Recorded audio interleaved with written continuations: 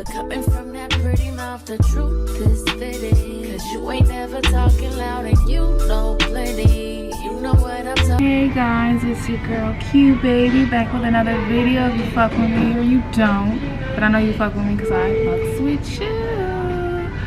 I am here at Hardy's Love Truck Stop. I'm here to give y'all a story time update because it's been a rocky transition. And my camera is dying, so hopefully I can finish the story. If not, I'll definitely finish it, just gonna be a different background. So boom, we're gonna start from the very beginning. So the disclaimer is that my experience doesn't necessarily mean it's your experience.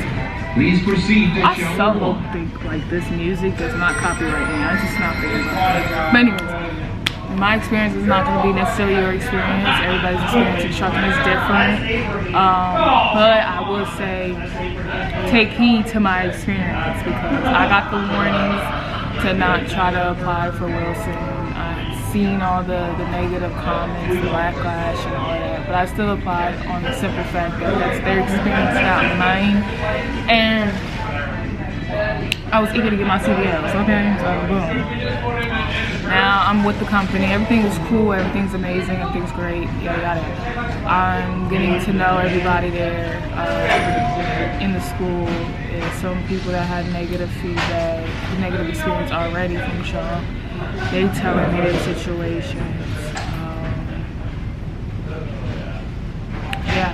But I'm not letting that get to me. I'm still working towards my goals, towards my accomplishments and all that. So I get into OTR, finish my 25K, and up to the point of finishing my 25K is when it all just started to fall apart, y'all. So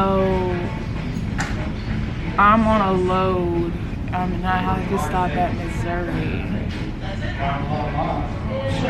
Yeah, I had to stop at Missouri for something, but I'm on a load, so I had to go to Louisiana to drop the load. By the time I dropped that load, I only had like 200 miles left on my 25K. So my trainer ends up sending me out for another load. Now, that's annoying, but whatever. She sends me out on like a load that's like about 800 miles plus. So I'm not even getting paid for those miles. Annoying, that's the annoying. But anyways, while I'm doing this load, this reefer is acting up. It's not saying the accurate temp point. So my trainer during his job time takes it to some mechanic shop to get fixed. So they say they fixed it, but they didn't because during my job time, the shit just kept going on. So I was gonna go to the nearest truck stop, which is literally like 2 hours away, not 200 miles, 2 hours away. Which is bad, but I mean, I'm on a two-lane highway. The emergency lane is smaller than for a four-wheeler, so it's like, that's just what it's gonna have to be. My trainer ends up waking up, seeing the messages, and just tells me instantly pull over. And I'm looking at him like, are you sure? And he's like, yeah, just pull over. So me being hesitant, but he's my trainer, I listen. So I pulled over and my trailer gets caught in the grass and we started sliding off the road. Like the trailer was pulling us back. Basically getting us stuck in the grass and had to get towed out. That was a $1,500 tow, by the way. Nothing happened to the load, nothing happened to the trailer, nothing happened to the tractor, nothing happened to any of us. Everything's cool. Go about our business. Now my dispatch, my fleet manager, I'll sit there and be like, oh, because you got into this little towing stuck situation on the side of the road, you're gonna have to do more miles. And I'm sitting here like, it wasn't even had to be recorded because nothing happened to it. But whatever. She's also telling me that my co-driver got like 1,500 miles left on her 25K. That's another reason why I said whatever. Like, it's not like she was gonna be ready anyways by the time I was done. 2 days later, I wanna say, because it was the weekend, my co-driver texts me saying that she's on her way back to Missouri. And I'm sitting there like, huh? You still got miles to do. and I'm out here doing 1,000-mile load right now because I gotta do more miles, and my co-driver's not gonna be ready anyway. So she's at the terminal waiting for me for like a week. Get to my destination at 90. She's gonna sit here and send me to Lakeland, Florida. Talk about, oh, she forgot. That she forgot to send me to back to Missouri. So then she ends up sending me to North Carolina because there's no loads to Missouri. Sends me to North Carolina, and then sends me to Missouri. Really, that load that I was on in North Carolina, it was going to Kansas, but we stopped in Missouri to drop me off, and then he picked up this new student to go to Kansas.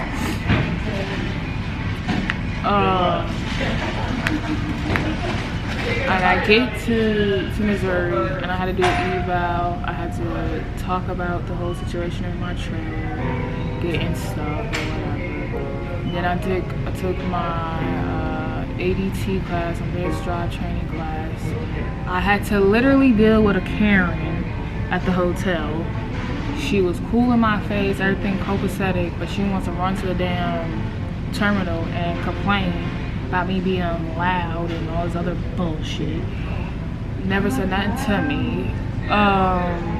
So it was that. So they ended up moving me into my own room in the hotel, which is cool with me, because shit, I'm in my own room now, y'all. Then after all of that, I'm now speaking to my dispatch, my fleet manager, and I'm like, all right, now that I'm done with all of this, can I go home before I take on another 25,000 miles team driving with my co-driver? And she's like, oh, your co-driver been sitting here for a week. She can't sit here any longer. And she can't go on the road by herself, so you can't have Hometime, blah, blah, blah. And I'm sitting here like, huh? Like, I've been out here for 2 whole months, like, y'all ain't like, that's my motherfucking fault. Like, be safe. But knowing who my co-driver was, because we started the CDL thing together, not like together, but like she was my roommate. So I'm like, alright, fuck it, whatever. I was cool and cordial with that. But I had mentioned to her, like, oh, can I have a 34-hour reset? It doesn't have to be necessarily at this given moment. So, whatchamacallit?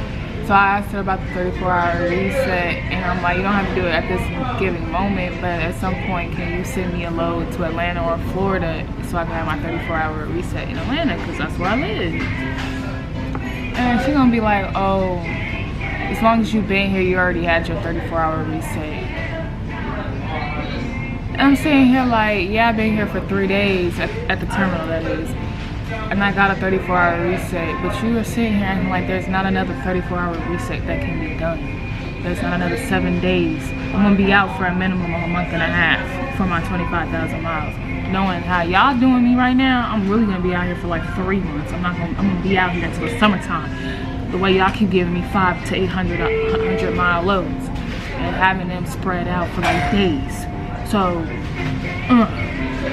with that shit, talking about 34-hour reset will be done, da da da.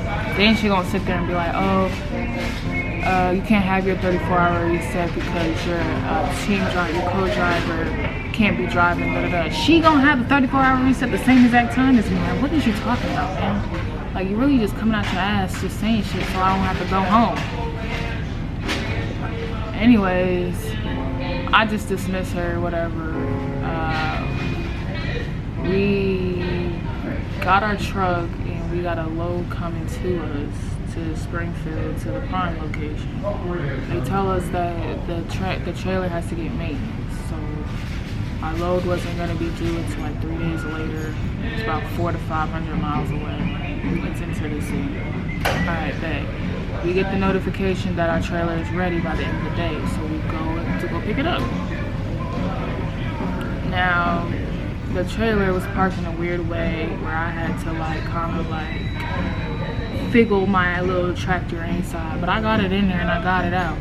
By the time we get out, and if you're part of Prime, with Prime, you know what I'm talking about. If you're not, so basically with Prime, they check you when you come in, they check you when you go out. So basically, you don't leave with shit that you're not supposed to leave with, I guess, or whatever. Making sure that everything's T's is crossed, I's are dotted, or whatever, make sure everything's on point.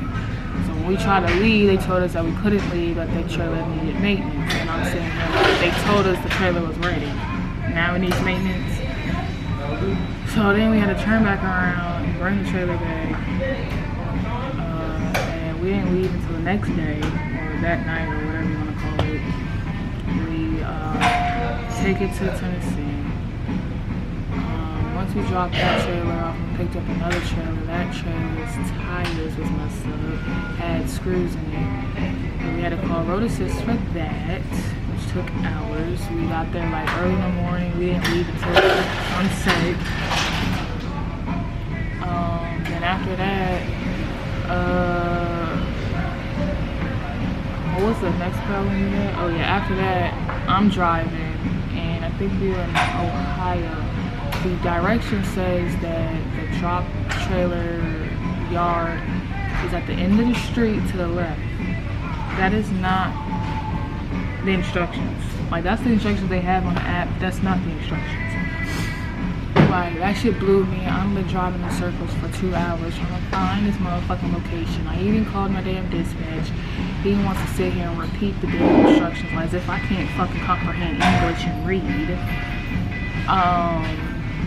And then want to call me about 3-4 hours later talking about, did you get it? If I did a drop-in trailer inspection, a pickup trailer inspection, arrival, and all of that, don't that mean I found a location? Like, don't fucking call me, because you already pissed me off when I asked you for the fucking instructions and you want to read shit right back to me. Like, yeah. On top of all of this, y'all, me and my co-driver are having a hard time uncoupling the tractor from the trailer. Like, it takes about 2 to 3 of us to do so. Meaning, I have to put my foot on the accelerator in reverse while she's pulling the release arm, which is very highly dangerous. And I told dispatch, and nothing is getting fixed. I want y'all to know that. Nothing is getting fixed, but they big on safety. I just don't want y'all to know that. So that's going on. I find this drop yard, parked the shit, had a hard time parking it. The reasoning behind that is in the previous video of this. I'm not gonna go into details with that because it's really not that big of a deal. Then we go to our next load. Our next load, Whew. We go to our next load and we're having a hard time uncoupling, and like, it's really taking us a long time to uncouple. So there's only 2 truckers out there. One is about to leave, one is sleeping, and then it's a yard jockey. So I'm telling my co-driver to call a yard jockey down to come help us. He's not responding. So I'm calling him now, because now I'm pissed the fuck off. So I get out the truck and I have my flashlight in my hand. Mind you, it's still daytime. I get out the truck with a flashlight and I'm flashing him, jumping in front of his truck to slow him down. Because, like, you keep passing us. We got the air horn going, we got the city horn going, we got our headlights going. We're yelling. You're still not stopping and being bluntly fucking disrespectfully rude. If you ask me. So now I'm jumping in front of your truck and I'm gonna make you stop. You're gonna tell me, oh, you cannot be flashing your lights at me, that's very rude, you're blinding me. Bitch, it's fucking daylight. How the fuck am I blinding you with a flashlight? Second of all, it's a small ass flashlight. People who drive with their high beams on. You could easily go around the light or stop. You're a yard jockey. You're not doing 80 miles an hour. You're doing like 5, maybe 10, because you are speeding up in this bitch. Like, stop the vehicle if you can't see. Then I'm sitting here asking, I'm just asking for help, blah, blah, blah. Like, I'm new. I'm always getting told to ask for help. I'm having a hard time uncoupling my trailer, and that trailer is your problem now. Like, I'm trying to be, respectful and understand what you want to do with it, but I'm telling you, I'm having a hard time uncoupling it. You want to be disrespectful and talk about a damn flashlight. First of all, he dismissed me because I was being rude. No, my camera is dying. We're gonna have to pause this conversation, y'all. We're gonna have to pause. Hey, y'all, I'm here. A whole nother day, a whole nother week. I don't honestly believe a whole nother month, if I'm not mistaken. I started this story time and then I wasn't able to finish it because my camera died, and then I was just, you know, hitting the miles, getting my wheels to roll, and then I went on Hometime, and now I'm back on the road, and I have a little bit of time to talk to y'all. My co-driver is coming, FYI, so if y'all hear something in the background or see something in the background, that's who's coming, blah blah blah. Anyways, so back to story time. So boom, the yard jockey was being a dickhead or whatever, and anyways, I finally was able to get the truck uncoupled or unhooked, however you like to call it or say it. What had happened? Oh yeah, my co-driver was driving literally like a mile up the road, and she gets onto this tight ass 1-lane street that she had to like use to turn around to get on the highway, and she hits the trailers, her driver's side trailer, like the tandem side, on the bridge, and it fucked the whole shit up. So basically, I had told her to move off the bridge so she ain't blocking, impeding traffic or whatever. And when her doing that and the weight of the trailer fucked up the tandems and fucked up the tires. So we was out for 4 days in Chicago. Hold on. So yeah, we was stuck in Chicago for 4 days for it. They was trying to switch the load into another trailer. I don't know what the hell they was doing, but it took them 4 days for them to give us another load. Yeah, the story time is Michigan. Huh? It's not the Chicago, it's Michigan. Oh, I said Chicago. Listen, my mind everywhere. Okay, Michigan, my bad, y'all. We was stuck in fucking close to Detroit, Michigan at that. I don't know where Chicago came from. But yeah, close enough. Close cities. We was stuck in Michigan for 4 days. And they finally got us a load out. We had to go to Missouri.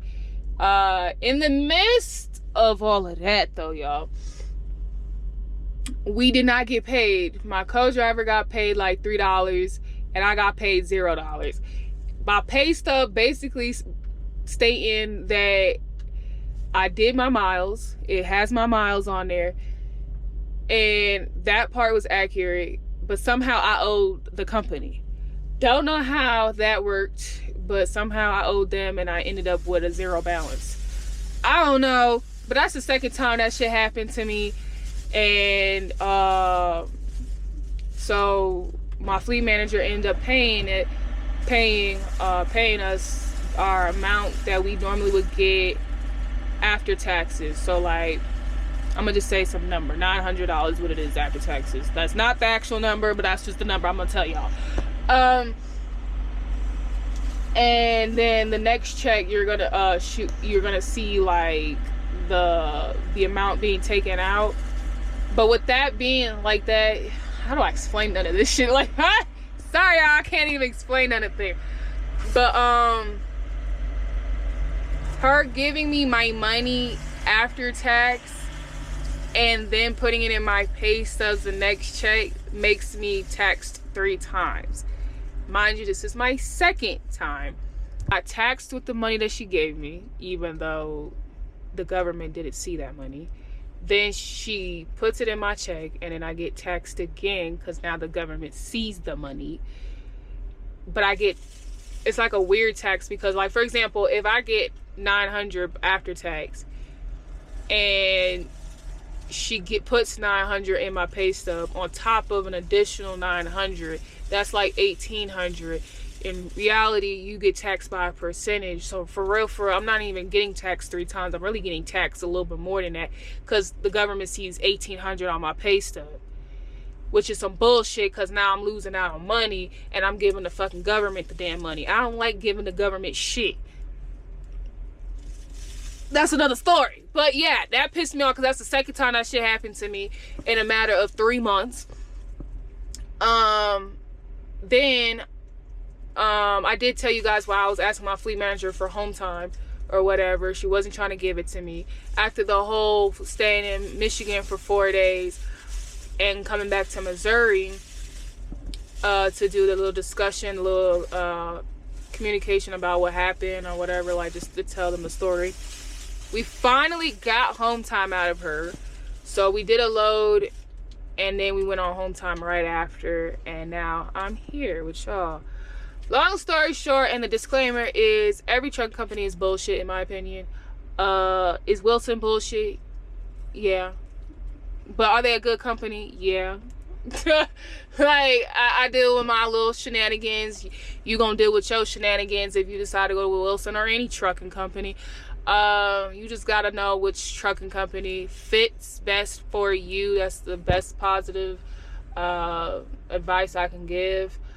You're gonna have bullshit regardless. It is what it is. It's just trucking. That's all I can say. It's just trucking.